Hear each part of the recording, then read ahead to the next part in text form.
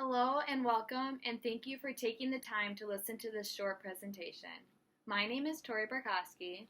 And my name is Katie Nelson, and throughout this presentation, we will be discussing our research project on the determinants of choosing ultra-processed foods on the college-aged adult population.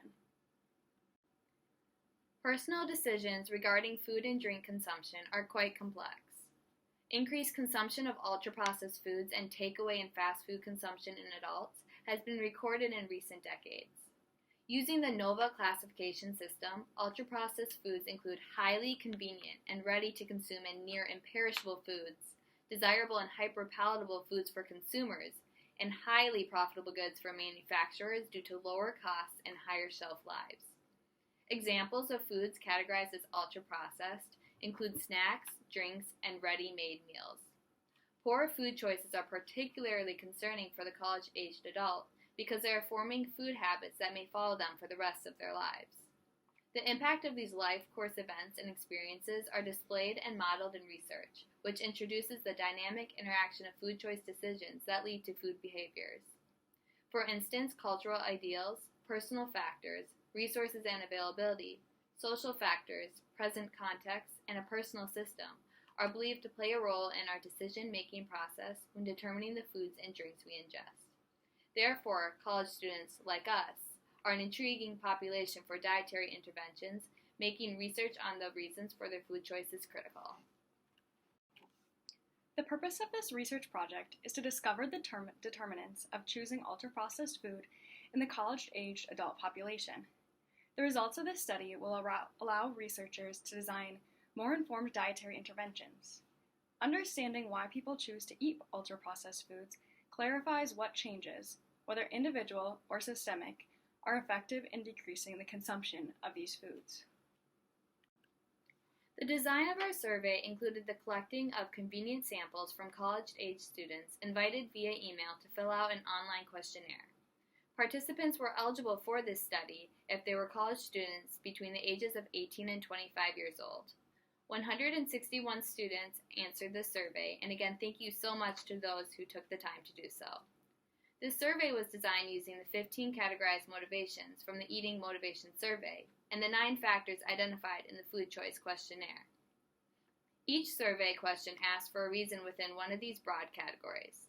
In Qualtrics, the survey was organized into 4 blocks: consumption questions, determinants questions, prediction questions, and demographic questions. 161 college students aged 18 to 25 completed a Qualtrics online survey with questions about motivations and influences for their ultra-processed food consumption. Habit, good taste, pleasure, and convenience were the categories chosen most frequently by respondents.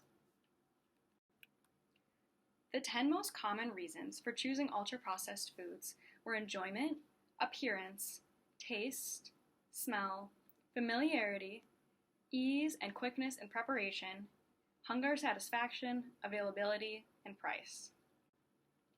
40% of respondents indicated that they would choose fewer ultra-processed foods if whole foods were to taste better. In addition, 89% of respondents indicated that they would choose fewer ultra-processed foods if they had more time.